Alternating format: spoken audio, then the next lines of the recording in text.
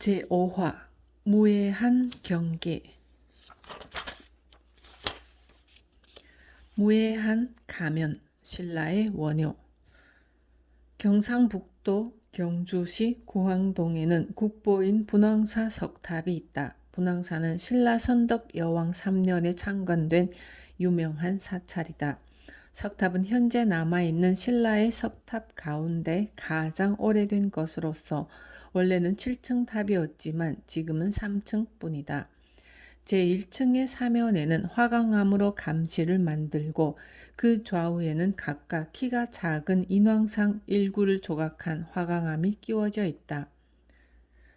인왕상은 호법신으로서 조각되어 있는 것이다. 분황사는 황룡사와 마찬가지로 훌륭한 대사찰이다. 일찍이 이 분황사에 머물면서 화엄경의 주석을 쓴 이가 원효이다. 신라가 낳은 위대한 불교인 원효는 화엄경에서 설하는 무해자제한 사상을 대단히 좋아했으며 출가해서 계율을 지키는 생활이나 속복을 입고 제가의 생활을 하는 것이나 모두 자유로웠다. 그는 요석궁에 살고 있던 공주와 정을 통해 설총을 낳은 후로는 스스로 자신을 거사라고 불렀다. 원효는 어느 날 우연히 광대들이 가지고 춤추는 기이하게 생긴 큰 박을 보자 그 모양대로 도구를 만들어 그것을 무예라고 이름 지었다.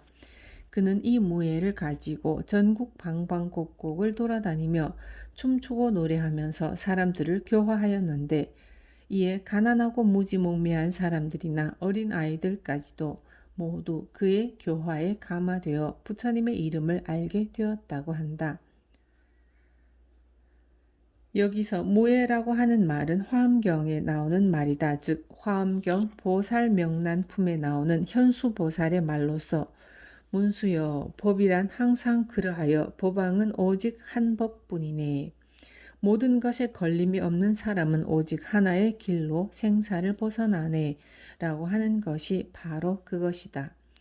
무예한 사람은 하나의 법에 의해 생사를 벗어나 자제무예하게 사는 것이다. 생사는 속박이다. 그러나 무예한 사람은 일체의 모든 구속에 속박되는 일이 없다. 무예하게 살아가는 것이 깨달음인 것이다.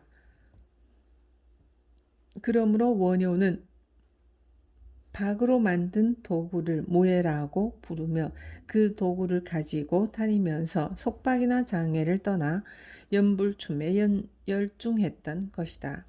원효야말로 보살명난품에서 설하는 무예인이었던 것이다. 해골 속의 물, 유심의 도리. 문수보살이 찬탄한 부처님의 광명은 드디어 중생의 청정한 믿음을 불러일으키게 된다. 그런데 이 청정한 믿음을 일으키게 하기 위해서는 믿음이 어떠한 것인가를 밝히지 않으면 안 된다. 이것을 설한 것이 보살명난품이다. 명난품과 정행품, 현수품은 모두 다 믿음에 대한 설명인데 명난품에서는 믿음의 내용에 대해 이해하고 정행품에서는 믿음을 실천하고 현수품에서는 믿음에 대한 덕을 밝히고 있다고 한다. 명난품이란 이름에서 난이란 화엄경에서 설하는 10가지의 깊고 깊은 도리를 말하고 명이란 밝힌다는 뜻이므로 10가지의 깊고 깊은 도리를 밝히는 것이 명난품인 것이다. 10가지의 깊고 깊은 도리란 다음과 같다. 1. 연기의 깊고 깊음 각수보살이 설함. 2. 교화의 깊고 깊음 제수보살이 설함. 3. 업과의 깊고 깊음 보수보살이 설함. 4. 설법의 깊고 깊음 덕수보살이 설함. 5. 복전의 깊고 깊음 목수보살이 설함. 6. 정교의 깊고 깊음 진수보살이 설함. 7. 정행의 깊고 깊음 법수보살이 설함. 조도의 깊고 깊음 지수보살이 설함. 9. 일승의 깊고 깊음 현수보살이 설함. 10. 불경계의 깊고 깊음 문수보살이 설함. 이 10가지의 깊고 깊은 도리를 밝히는 것이 명란품의 과제인 것이다. 먼저 첫 번째로 연계의 도리가 깊고 깊음을 설한다. 마음의 성품은 하나인데 어째서 여러 가지 과보가 생기는가 하는 의문에 대해 각수보살은 모든 법의 실제 그대로의 성품을 설했다. 예를 들면 저 강의 빠른 물의 흐름은 끊임없이 흐르고 흘러서 쉬는 일이 없지만 그들은 각기 서로 모르는 것처럼 저 갖가지 모든 법도 다 그와 같네. 빠른 물의 흐름은 흐르고 흘러서 쉬는 일이 없지만 앞의 흐름과 뒤의 흐름은 서로 모르는 것이다. 물은 한순간도 정체함이 없이 흐르고 있지만 한순간 한순간 생명을 반복하고 있는 것에 지나지 않는다. 물의 흐름이란 화음학적으로 해석하면 상유하기 때문에 흐른다고 한다. 뒤에 물이 밀기 때문에 앞에 물이 흐를 수가 있거나 혹은 앞에 물이 끓기 때문에 뒤에 물이 흐를 수가 있는 것이다. 이와 같이 앞의 물과 뒤의 물이 서로 의지하기 때문에 상유라고 하는 것이다. 또한 물은 바람에 의해 흘러갈 수 있고 바람에 의해 파도를 일으킬 수 있으며 지면의 높은 곳에서 낮은 곳으로 흐르는 것이다. 이 물의 흐름은 마치 마음의 작용이나 변화와 꼭 마찬가지로 흐르고 흘러가는 것이다. 두 번째로 교화의 깊고 깊음을 설하는 곳에서는 부처님은 어떠한 방법으로 중생을 교화해 하는가 하는 문수보살의 물음에 대하여 제수보살이 답하고 있다. 온갖 세간의 모든 법들은 오직 마음을 주인으로 삼나니 즐거움에 따라 그 형상에 집착하면 모두 다 뒤바뀐 행동이네. 일체의 모든 것은 자신의 마음의 변화가 만들어낸 결과이므로 마음을 그 근본으로 삼는다. 그러나 범부는 유심의 도리를 이해할 수 없으므로 욕망으로 가득 찬 생각을 일으켜 사물의 외형에 집착하지만 그것은 모두 뒤바뀐 것으로서 실제로는 모든 것이 공이며 소유할 것이 없는 것이다.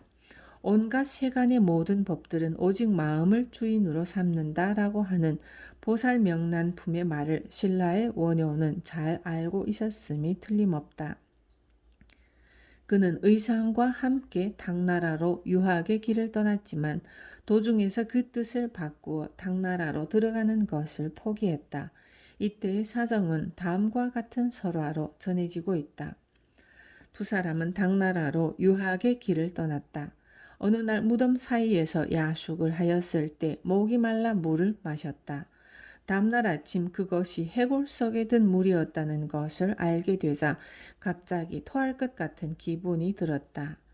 이에 원효는 어젯밤에 아무런 생각도 없이 먹었던 물이 일단 해골 속의 물이라는 것을 알게 되면 더 이상 먹을 수 없게 되는 것은 모두 마음의 작용으로 일어나는 것이라고 하는 것을 깨달았다고 한다. 원효는 이때 보살명란품에 온갖 세간의 모든 법들은 오직 마음을 주인으로 삼는다라고 하는 문구를 떠올렸음이 틀림없을 것이다. 모든 것은 오직 마음의 작용에 의해 일어난다는 것을 깨달은 원효는 국내에 머물면서 유심의 입장에서 여러 경전을 연구하여 마침내 중국의 불교학자들을 능가하는 위대한 불교학자, 독창적인 사상가가 되었다. 무량한 법문. 세 번째로 업과의 깊고 깊음을 설하는 곳에서는 보수보살의 대답 가운데 다음과 같은 말이 있다. 저 대지옥 속에서 중생들은 온갖 고통을 받지만 그 고통은 오는 곳이 없는 것처럼 업의 성품 또한 그러하네.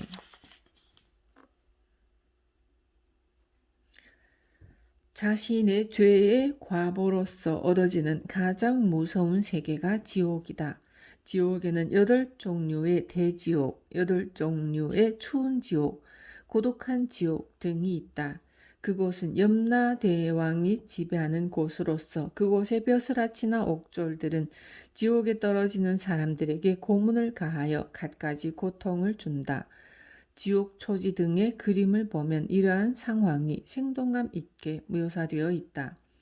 대지옥에 떨어진 중생은 고통을 받지만 그 고통은 외부에서 오는 것이 아니라 자기 자신의 내부에서 만든 것이다. 다시 말하면 자기 자신의 지은 죄의 대가로서 생긴 것이다. 이와 마찬가지로 업도 그 자체의 자성은 없지만 반드시 과보는 존재한다. 과보는 스스로 불러들인 것에 지나지 않는다. 네 번째로 설법의 깊고 깊음을 설하는 곳에서는 부처님은 오직 한 가지 법을 깨달으셨는데 어떻게 한량없는 음성으로 무량한 법을 말씀하시어 무수한 중생을 교화할 수 있는가 하는 문수보살의 질문에 덕수보살이 개송으로서 답하고 있다. 마치 대지는 하나지만 갖가지 다른 종류의 싹을 트게 함으로써 땅의 성품에 같고 다름이 없는 것처럼 모든 부처님의 법도 또한 그러하네. 대지는 하나지만 그 대지에서 갖가지 다른 식물들의 싹이 튼다. 대지의 싹은 다양하지만 그 싹을 성장시키는 대지는 하나이며 토지의 성질도 다른 것이 아니다.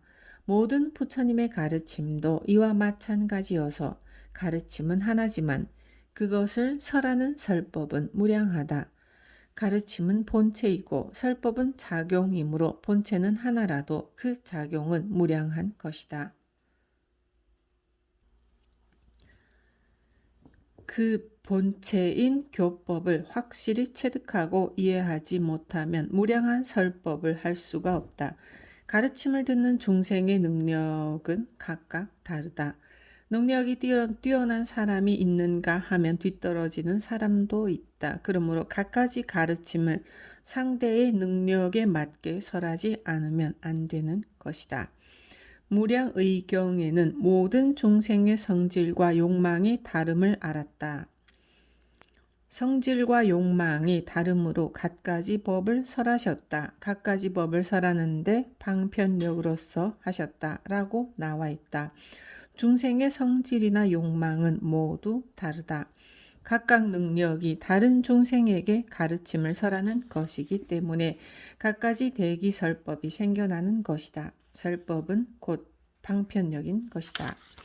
원효는 연불춤을 추면서 가르침을 전파하는 동시에 많은 어려운 불교 서적을 저술하였다. 능력이 있는 사람에게는 이장의나 금강산매경론 등과 같이 어려운 사상을 설하는 한편 능력이 뒤떨어지는 사람들에게는 부처님의 이름을 부르도록 권했다. 참으로 무량한 설법으로 살았던 것이다.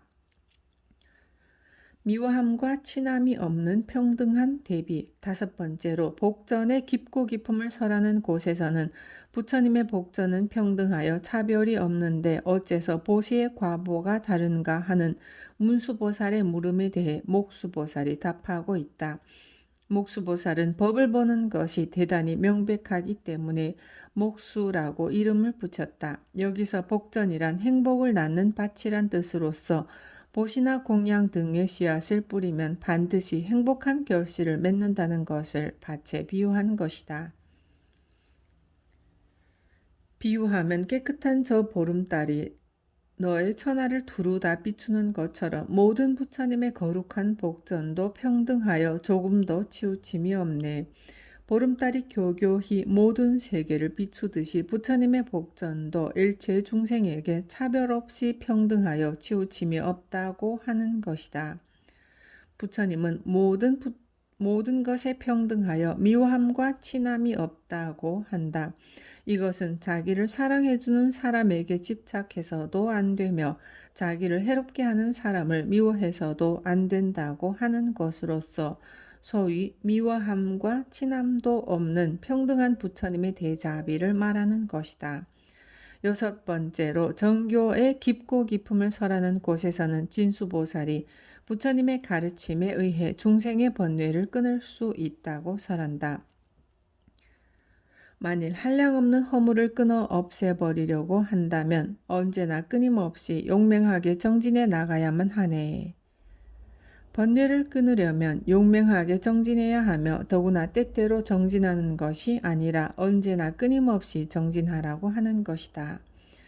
비유하면 나무를 비벼서 불을 일으킬 때 불을 일기도 전에 자주 쉰다면 불기운도 그에 따라서 없어지는 것처럼 게으른 사람도 또한 그러하네.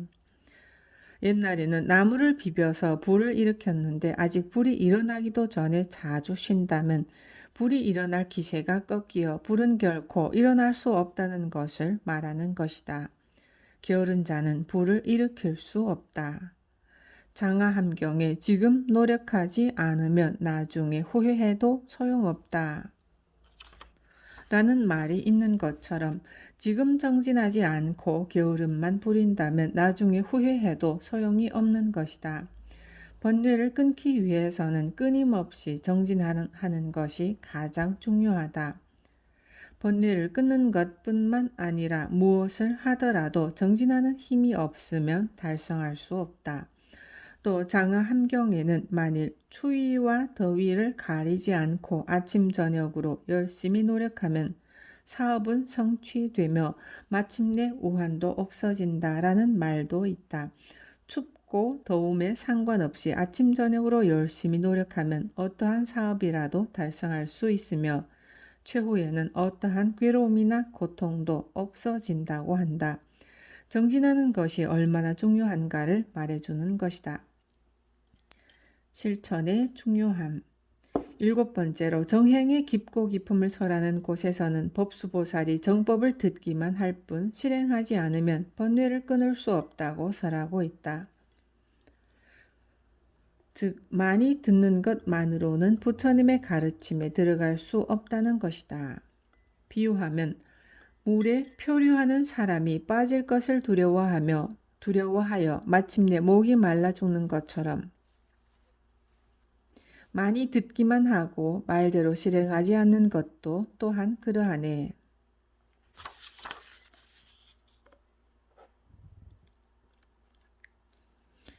물에 표류하는 사람이 빠질 것을 두려워하여 물을 먹지 않고 목말라 죽는 것처럼 가르침대로 실행하지 않으면 결코 구제받지 못한다. 다만 가르침을 듣는 것만으로는 소용이 없으며 오직 가르침 그대로 수행하는 것이 중요한 것이다. 또한 다음과 같이 설한다. 비유하면 빈궁한 사람이 밤낮으로 남의 보물을 헤아리면서 자기의 몫은 반푼도 없는 것처럼 많이 듣기만 하는 것도 또한 그러하네. 가난한 사람이 남의 보물을 세고 있지만 자기의 몫은 반푼도 없는 것처럼 많이 듣기만 하는 사람은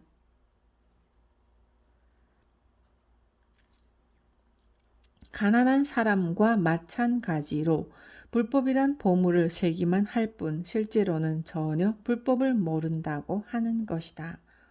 비유하면 훌륭한 의사가 온갖 처방을 잘 알면서도 자신의 병은 고치지 못하는 것처럼 많이 듣기만 하는 것도 또한 그러하네. 이름난 의사가 갖가지 약에 대해 충분한 지식은 가지고 있다고 하더라도 자신이 병에 걸리면 스스로 병을 고칠 수 없는 것과 마찬가지라고 설한다. 다시 말하면 약의 지식만으로는 자신의 목숨을 구할 수 없는 것처럼 많이 듣는다고 하는 것은 약의 지식이 있을 뿐 자기 자신을 구할 수 없다는 것이다. 부처님의 경계란 8번째로 조도의 깊고 깊음을 설하는 곳에서는 부처님은 왜 중생을 위해 육바라밀이나 자비희사의 사무량심을 설하는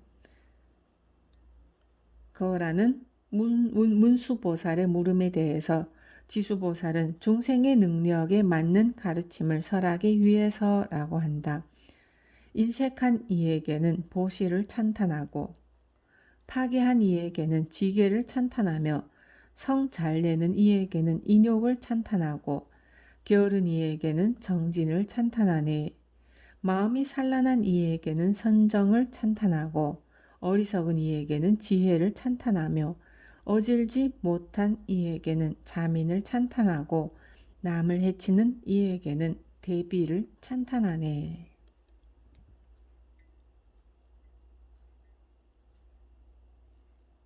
인색한 사람이나 구두쇠에게는 보시의 중요함을 설하고 파괴한 사람에게는 계율을 지키는 것이 얼마나 중요한가를 가르치며 성을 잘 내는 사람에게는 인욕을 권하고 게으른 사람에게는 정진할 것을 가르친다.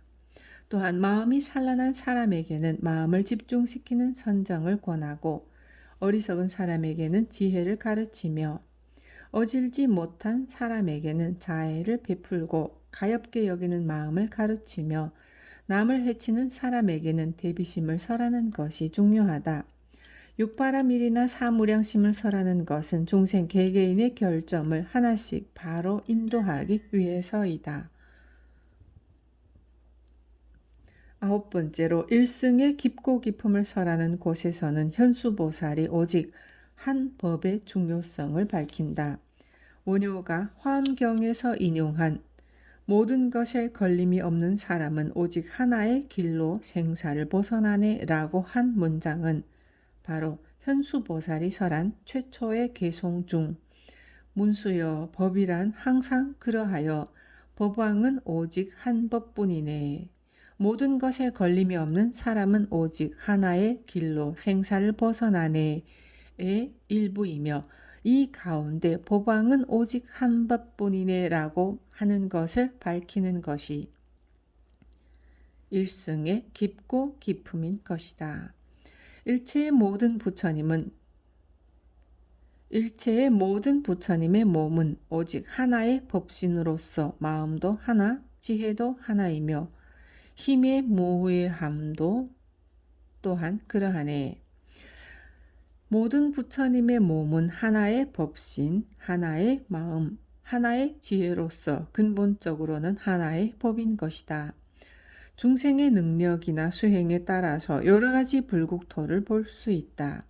때로는 부처님의 수명을, 때로는 부처님의 광명을, 때로는 부처님의 신통력을, 때로는 부처님의 법회를 볼 수 있지만 그것들이 근본이 되는 것은 어디까지나 하나의 법신이며 하나의 법인 것이다. 원효가 화엄경의 이 구절에 착안한 것은 대단한 역량이라고 할 수 있다. 마지막 10번째로 불경계의 깊고 깊음을 설하는 곳에서는 문수보살이 부처님의 경계가 무엇인가에 대해 설명한다. 부처님의 깊은 경계는 그 분량이 허공과 같아서 일체의 모든 중생이 들어가도 진실로 들어간 곳이 없네. 부처님의 경계는 허공과 같아서 그 속에 모든 중생이 들어가도 들어간 흔적이 없다.